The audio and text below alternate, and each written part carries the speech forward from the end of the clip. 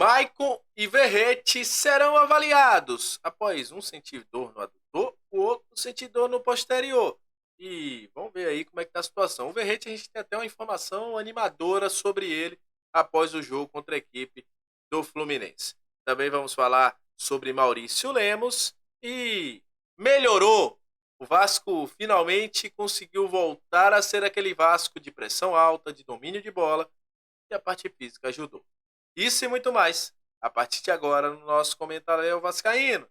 Você já sabe, né? Sobe a vinheta.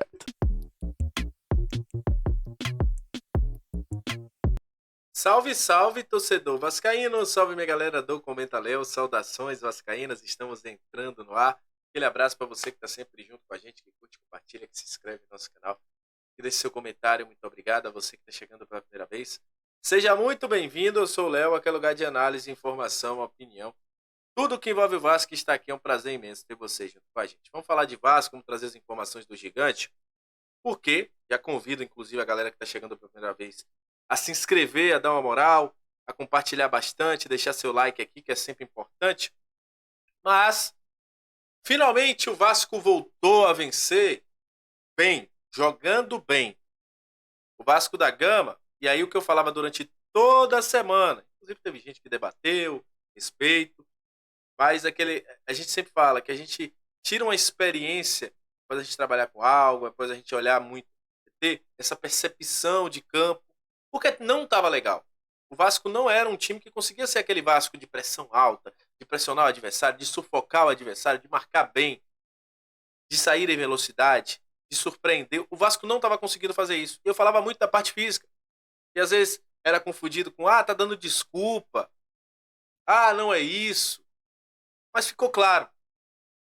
Quando o Vasco minimamente esteve plantado fisicamente, eu estou falando minimamente, porque depois a gente teve saída de Maicon, depois a gente teve Verrete, que a gente vai falar daqui a pouco. O próprio Vitor Luiz sentiu um pouquinho ali. Mas a gente vê o quanto a parte física é importantíssima para esse time do Vasco.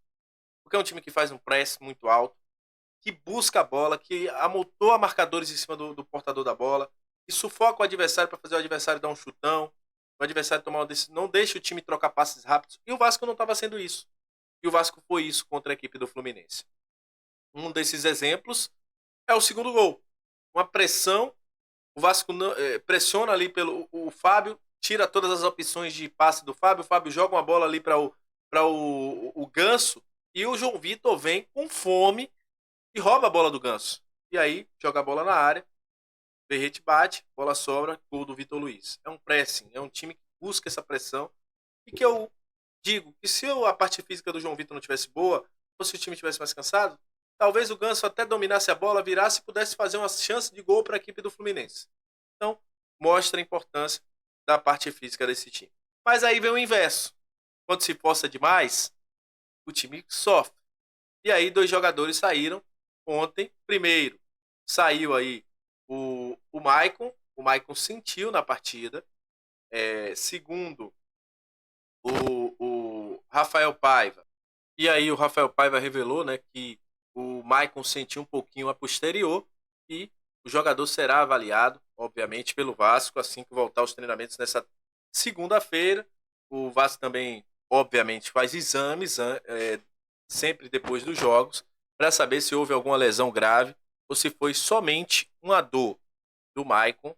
E é mais um problema, né? O Maicon vinha na rotação de time titular do Vasco.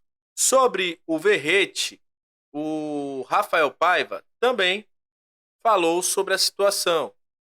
Ele falou, obviamente, da importância do Verrete, que vinha jogando sacrifício, disse que o Verrete não treinou, inclusive, para esse jogo, que ele, se depender dele, ele não sai nunca, que joga o tempo todo, disse que é até machucado, disse que é sempre uma briga para saber o melhor momento do Verrete sair, disse que ele está mais consciente cada vez do calendário do Vasco. Disse que ele sentiu um pouquinho o adutor e quando ia trocar ele pediu para segurar e obviamente a gente sabe o que aconteceu, né? O Verrete pede para segurar, continua no jogo, dá aquele chute, a bola sobra para o Vitor Luiz e o Vitor Luiz acaba fazendo o segundo gol do Vasco.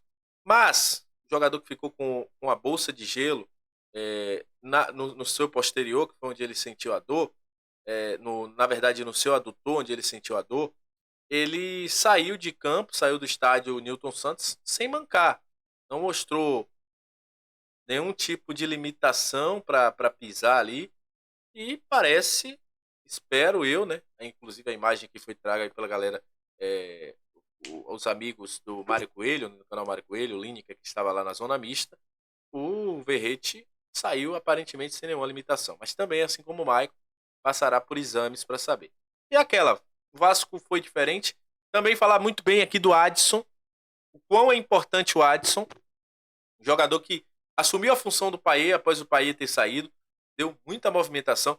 Falar muito bem também do Emerson Rodrigues, que para mim entrou muito bem no jogo. Ryan também entrou muito bem no jogo. O Ryan soube o momento que precisava brigar, o momento que vai para cima. Também, se o Paulo Henrique não dá aquele passe errado, ia ser uma jogadaça, ia ser um golaço com aquela jogada do Ryan, que foi para cima do Thiago Santos. O Thiago Santos nem achou o Ryan. Mas é aquela, cara. Eu acho que o Vasco, nesse jogo contra o Fluminense, até os jogadores que estavam sendo contestados foram bem. E o Vasco conseguiu um baita resultado aí, vencendo a equipe do Fluminense. Agora é uma semana para trabalhar contra o Criciúma. Não é jogo fácil. Eu sempre falo aqui, Criciúma, Juventude, você jogar fora de casa não é jogo fácil. Então o Vasco, desculpem, vai ter que ter muita tranquilidade, vai ter que ter muita sabedoria para jogar esse jogo lá no Heriberto Hilsen. E a expectativa também é que o Vasco tenha Lucas Piton, que sentiu aí uma pancada que ele tinha tomado no dedo. E o Vasco espera que ele esteja à disposição de Rafael Paiva no jogo lá no Heriberto Rios. E sobre reforços, a expectativa do Vasco é que possa se concretizar algumas situações, né? Por exemplo, Vasco e Maurício Lemos. O Vasco aguarda agora, já tem tudo certo. Porém, o Maurício Lemos, eu já falei aqui algumas vezes, ele tem algumas coisas a resolver lá em Minas. E não é somente questão de violência, como estão falando por aí. A questão também é que ele tem esses problemas a resolver. Como trouxe o Pedrosa, o Vasco já fez de tudo que poderia e tem que aguardar, realmente. Aguardar para saber o que é que vai rolar. O São Paulo também, quando tentou a contratação do jogador, teve que aguardar. O jogador tem algumas pendências a resolver em Minas Gerais, principalmente com o Atlético Mineiro. O Atlético Mineiro não tem a intenção de utilizá-lo, ele não está nos planos do Diego Milito, mas é aquela, o Vasco tem que aguardar nesse momento. Mas se eu sou o Vasco, eu já tinha engatilhado aí um plano B, porque se não deu certo lá com o São Paulo, a gente também tem que ficar de olho para que a gente não possa aí estar preso num jogador, depois ele dizer que não vem, isso e aquilo, e a gente tem que procurar de novo outro jogador no mercado. Então, seria bom o Vasco já estar atento a essa situação e buscar outro nome para contratar para a zaga.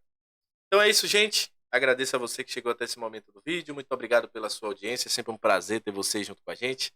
Saudações vascaínas. Até a próxima e valeu!